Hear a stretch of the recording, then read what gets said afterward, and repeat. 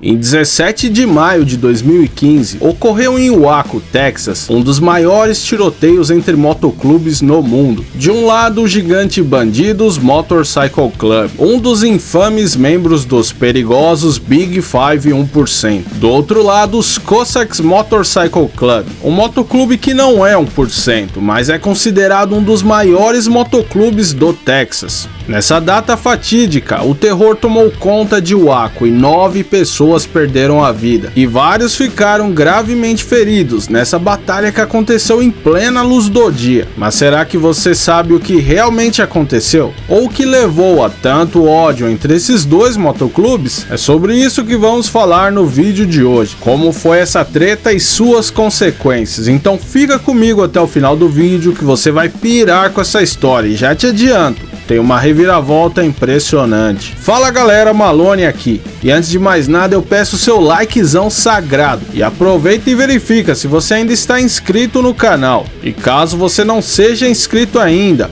ou é novo por aqui, seja muito bem-vindo ao Top Mundo. Peço que se inscreva, pois eu tenho certeza que você vai curtir o nosso conteúdo. E para quem puder e quiser ajudar ainda mais o canal, você pode se tornar membro do Top Mundo canal, ou nos mandar um valeu demais. Assim você vai estar ajudando e muito o nosso humilde canal. Recado dado, agora vamos ao vídeo aqui no Top Mundo.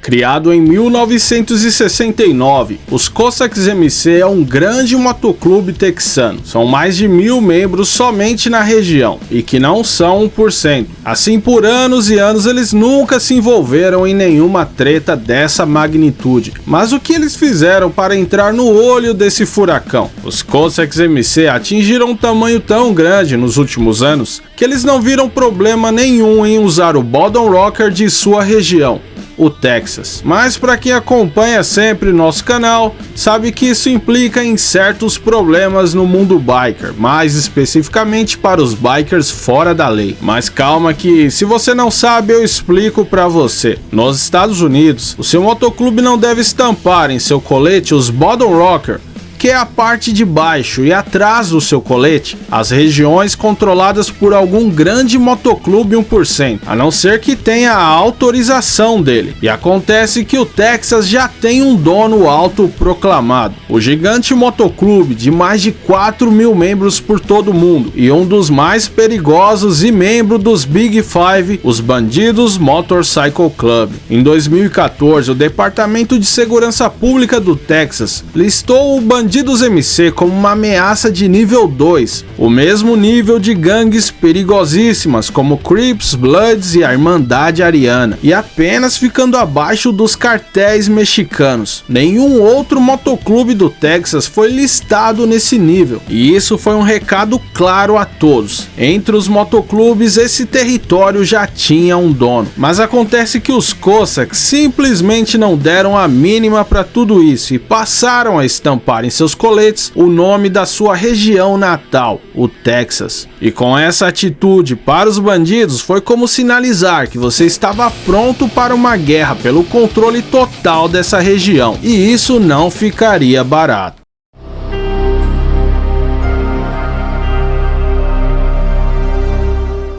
As provocações começaram em 2013. Os bandidos exigiam que os Cossacks arrancassem os Bottom Rocker do Texas, mas nada mudava. Até que em novembro de 2013, do lado de fora do restaurante Logan's Roadhouse, houve uma briga em que 2 membros dos Cossacks foram esfaqueados pelo presidente da sede de Abilene dos bandidos, Jack Lewis, que foi preso pela agressão, mas foi julgado e solto por legítima defesa. Mas isso soou como um alerta para o FBI. Eles tentaram alertar as autoridades texanas de que tensões entre os dois motoclubes só estavam aumentando. E eles não estavam errados. em meio a várias tretas menores. Em março de 2013, 10 membros dos Cossacks MC cercaram e espancaram um membro dos bandidos, após eles exigirem que ele retirasse o seu colete, mas ele recusou. E além de ter sido espancado, os membros dos Cossacks também roubaram a sua moto e o largaram na rodovia interestadual 35. Porém, no mesmo dia, foi a vez dos bandidos encontrarem um membro dos Cossacks em um posto de gasolina, e ao exigirem que ele removesse o Bottom Rocker do Texas, o Cossack se recusou e foi gravemente ferido ao ser espancado com golpes de martelo. Segundo o Departamento de Segurança Pública, além do problema dos Bottom Rocker, eles alertavam que os bandidos MC exigiam uma espécie de imposto aos Cossacks, que eles também se recusavam a pagar. Com isso, em abril de 2015, o FBI conseguiu interceptar e avisar as autoridades de um plano dos bandidos de enviar mais de 100 membros para atacar os Cossacks, mas o plano não deu certo. Porém, no mesmo mês, mais uma vez o FBI alertou as autoridades locais de que algo terrível estava por vir e que era para que eles ficassem em alerta máximo sobre os dois motoclubes. Mas infelizmente eles não foram capazes de evitar o desastre que estava por vir.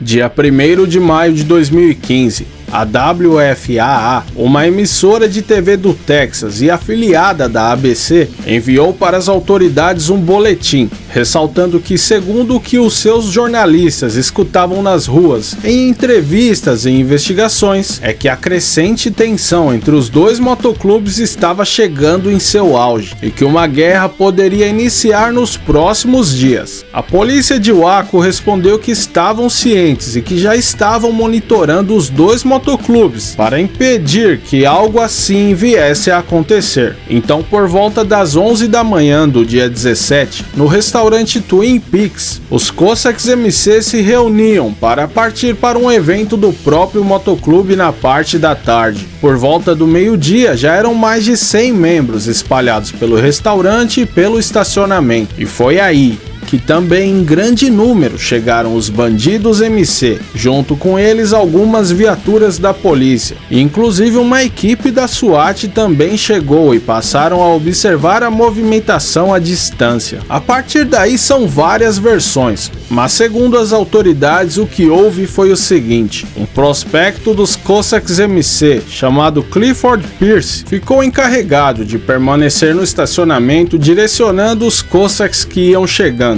para o local em que eles deveriam estacionar, até o momento que os bandidos chegaram e Clifford tentou orientar eles onde estacionar. Claro que não daria bom, ainda segundo as autoridades. E o presidente da sede de Waco dos Cossacks, John Wilson, o presidente da sede de Dallas dos bandidos, teria avançado e atropelado o pé de Clifford. No momento em que ele gritou de dor, vários membros dos Cossacks vieram ao seu socorro. E foi aí que uma calorosa discussão começou. Depois de poucas palavras, socos foram trocados. Além disso, facas, tacos e correntes foram usados. E em seguida, os tiros. Vários membros estavam armados e a troca de tiros começou ali mesmo. Câmeras de segurança do restaurante mostraram clientes, membros dos Cossacks e funcionários do restaurante tentando se abrigar para escapar dos tiros. E em meio aos tiros de pistola,